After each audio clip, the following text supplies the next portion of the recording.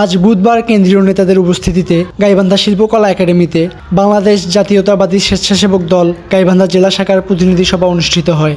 উক্ত সভায় উপস্থিত ছিলেন গাইবান্ধা জেলা, থানা ও ইউনিয়ন পর্যায়ের বিএনপি ও তার অঙ্গ সংগঠনের বিভিন্ন নেতাকর্মীবৃন্দ।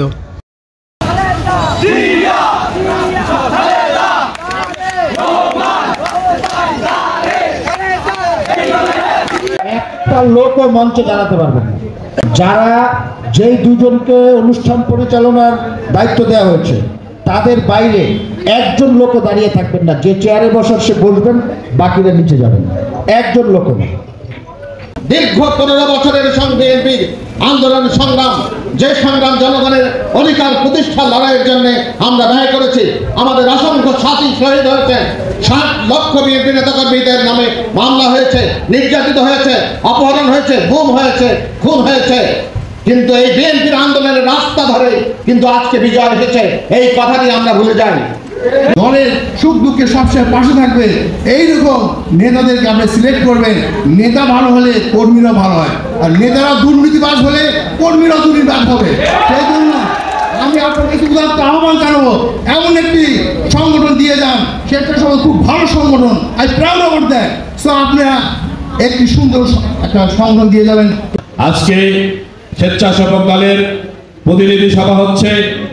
স্বেচ্ছাসেবক দল কতটুকু সংগঠিত এটুকু জানার জন্য এবং সারা দেশব্যাপী স্বেচ্ছাসেবক দলকে সুসংগঠিত করার জন্য কেন্দ্রীয় নেতৃবৃন্দ সারা দেশব্যাপী তারা তাদের পদচারণা চালিয়ে যাচ্ছেন। আজকে যে জায়গায় কমিটি নাই সেখানে অবশ্যই আপনারা কমিটি দিবেন। সেই কমিটি বিএনপির সঙ্গে যদি সম্ভব হয় পরামর্শ করে আপনাদের সুনির্দিষ্ট চিন্তা ভাবনা থেকে একটি সাংগঠনিক কমিটি দেবেন, যে কমিটির নেতৃত্বে গাইবান্ধা জেলা স্বেচ্ছাসেবক দল আরো সংগঠিত হবে, সুসংগঠিত হবে। তাদেরই সন্তান, যার পিতা একজন সফল রাষ্ট্রনায়ক, যার মাতা একজন সফল রাষ্ট্রনায়ক, তাদের সন্তান তারেক রহমান, তিনি আজ কত দূরদৃষ্টি সম্পন্ন একজন বিশ্বের ভিতর অন্যতম নেতা হিসেবে নিজেকে আবির্ভূত করেছেন, সেটা কি আপনারা লক্ষ্য করেছেন? তিনি বলেছিলেন ফয়সালা হবে কোন পথে, ফয়সালা হয়েছে কোন পথে। এই কথাটা তো এই দেশে হাজার হাজার বছর থেকে অনেকেই রাজনীতি করেন, অনেক পূর্বের নেতা ছিলেন, অনেক জ্ঞানী লোক ছিলেন, তাদের মাথায় আসে নাই, এসেছে তারেক রহমানের মাথায়। আপনাদের কাছে আমার আহ্বান, মঞ্চ তারপর ব্যানারের নাম থাকা না থাকা ডাজন্ট ম্যাটার, আপনারা রাজপথে ভূমিকা রাখুন।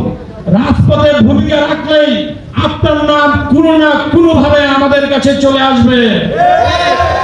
প্রিয় নেতৃবৃন্দ, স্বৈরাচার হাসিনা বিরোধী আন্দোলনে আমাদের অনেক সহযোদ্ধাকে পাখির মতো গুলি করে হত্যা করেছে, আমাদের শত শত নেতৃবৃন্দকে গুম করেছে, আমাদের লক্ষ লক্ষ নেতাকর্মীকে পঙ্গু করে দিয়েছে।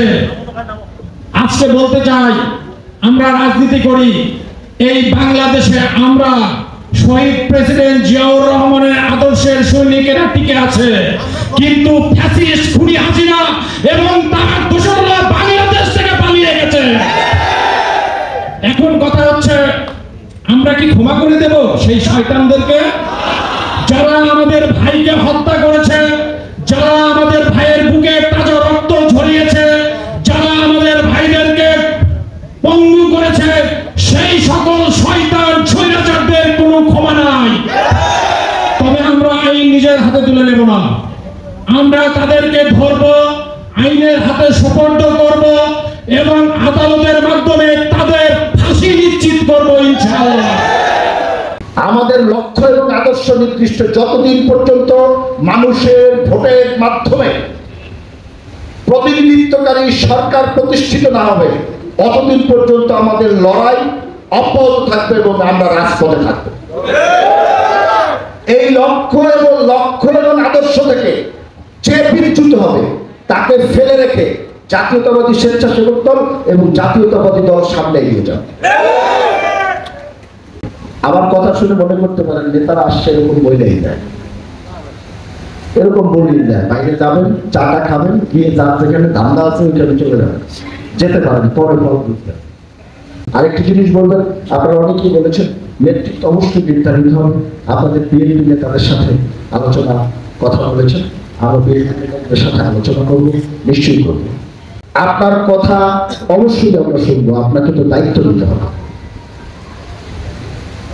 আপনি কাগজে লিখে দিবেন সুপারিশ করা হইল, আপনার কাছে গিয়ে এক্স কে লিখে দিবেন সুপারিশ করা হলো, ওয়াই যখন আপনার কাছে যাবে টেলিফোন করে সামনাসামনি বলে দিবেন যে ভাই ছেলেটা কিন্তু ভালো দেখে। জেড যখন যাবে তখনও তাকে বলবেন যে তোর কথা তো আমি বলছি। এরপরে ফাইনালি দিয়ে বলবেন ভাই যেগুলো বলছে এগুলো তো আসছে বলতে হয়, আমরা বিএনপি করি না, অভিভাবক সংগঠন, আমার কথা ওইটা। কথা বুঝছেন তো? যাদের সাথে আমরা কাজ করবো, আমার বড় ভাইরা, এরা আমাদের অভিভাবক, আমাদের বড় ভাই, আমাদের নেতা। আমি অনুরোধ করবো আপনাদের বাইরে কিছু হবে না, কিন্তু আপনাদেরকে স্ট্যান্ড নিয়ে দায়িত্ব নিয়ে কথা বলতে হবে। আপনি এইটাও বলবেন ওইটাও বলবেন, দুইটা হবে না। এখানে গাইবান্ধা সংগঠন, নাজমুলের বাড়িও গাইবান্ধা না, আমার বাড়িও গাইবান্ধা না, আমার প্রেসিডেন্টের বাড়িও গাইবান্ধা। আপনারা অভিভাবক, আপনাদের নেতৃত্বে আপনাদেরকে সাথে নিয়ে যেভাবে ভালো হয় সেইভাবেই করবো। আমরা এখানে রাজনীতি করবো, আপনারাই করবেন, আপনাদেরকে আমরা সহযোগিতা করতে চাই।